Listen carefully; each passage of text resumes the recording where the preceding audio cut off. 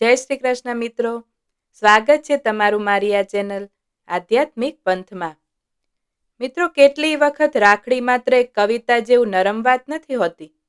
એવી પણ રાખડી હોય છે જે હાથમાં નહીં પણ ભવિષ્ય સાથે બંધાય છે. ચાલો સાંભળીએ એક એવી કહાની જેમાં રાખડીનો એક નાનો ધાગો ખૂબ મોટી દુઃખદ ઘટના અને વચનને જોડે છે. આ કહાની છે પંખીડાભાઈ પીછું આવજે.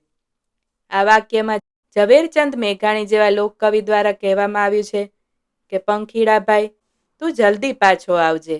તો ચાલો શરૂ કરીએ આ વાર્તા. સૌરાષ્ટ્રના ગીરના નજીક એક નાનું ગામ હતું, વાંકિયા.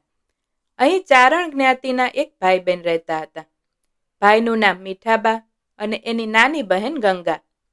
ગંગા તેના ભાઈ પર પોતાનો બધો પ્રેમ ઉગારે.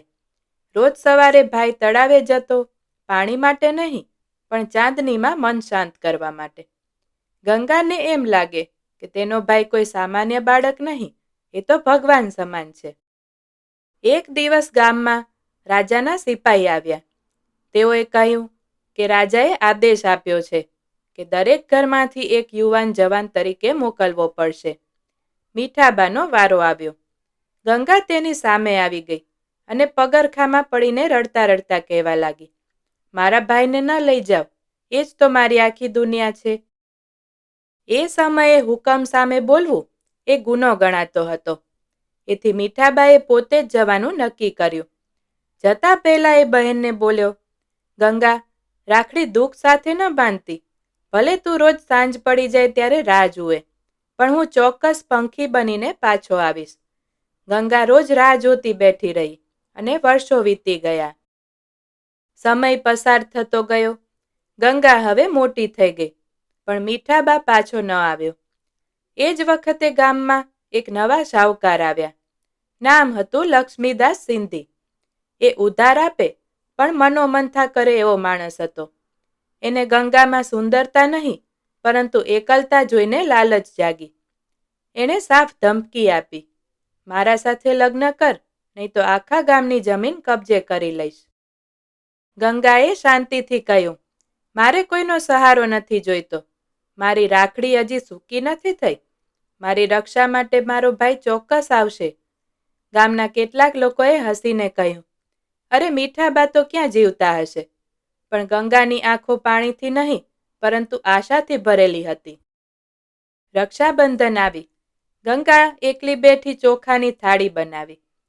એક ખાલી કપાળ સામે રાખડી રાખી. આંખોમાં આંસુ છતાં શ્રદ્ધા ભરેલી હતી. એ દિવસ સાંજ પડતા ગામમાં ઘોડાની ટાપો સાંભળી. એક પખેરાયેલો યુવાન, માથા પર પટકો, હાથમાં તૂટી ગયેલો તલવારનો ભાગ. એમની આંખો ગંગા જેવી અને એ હતો મીઠાબા. 20 વર્ષ પછી ભાઈ સાચે પંખીડા બનીને પાછો આવ્યો. એ તરત જ લક્ષ્મીદાસ સામે ઊભો રહ્યો. ગામવાળાઓ પણ જોડાયા. લક્ષ્મીદાસ ત્યાંથી ખસી ગયો. ભાઈએ હાથ આગળ કરતા કહ્યું, બહેન, હવે એ રાખડી બાંધી દે જેનામાં તું વર્ષોથી જીવતી હતી. ગંગાએ ધ્રુજતા હાથથી રાખડી બાંધી. કોઈ તાંબા કે સોના નહીં, પણ તેમાં વિરહ, વિશ્વાસ અને વિજય બંધાયો. મિત્રો, રાખડી ક્યારેય તાંબેલું નથી હોતી. એ તો એ સાંકળ હોય છે જે ભાઈને નહીં પણ ભવિષ્યના વચનને કેળવે છે. આજે પણ ઘણી ગંગાઓ છે જે ભાઈ માટે રાહ જુએ છે. એવા ભાઈ માટે જે મોટા બોલ ન બોલે પણ બોલેલું પાડે છે. રક્ષાબંધન પર રાખડી માત્ર રિવાજ નથી, એ તો એ વચનને યાદ કરાવે છે જે દિલથી આપવામાં આવે છે અને ભૂલાઈ ગયેલી ભાવનાઓને ફરીથી જોડે છે.